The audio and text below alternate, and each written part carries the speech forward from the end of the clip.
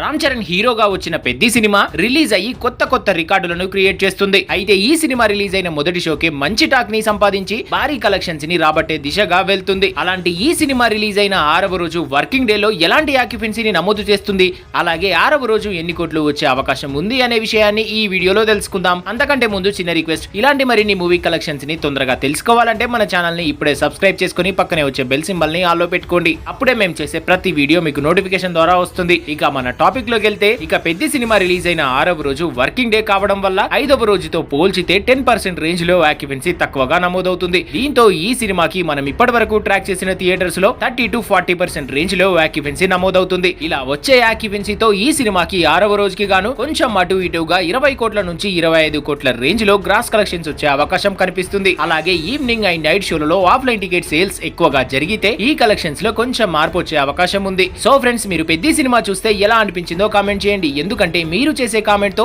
ఒక్కరైనా సినిమాకి వెళ్ళని వాళ్ళు సినిమాకి వెళ్లే అవకాశం ఉంటుంది. కాబట్టి ఖచ్చితంగా కామెంట్ చేసే వెళ్ళండి. Thanks for watching.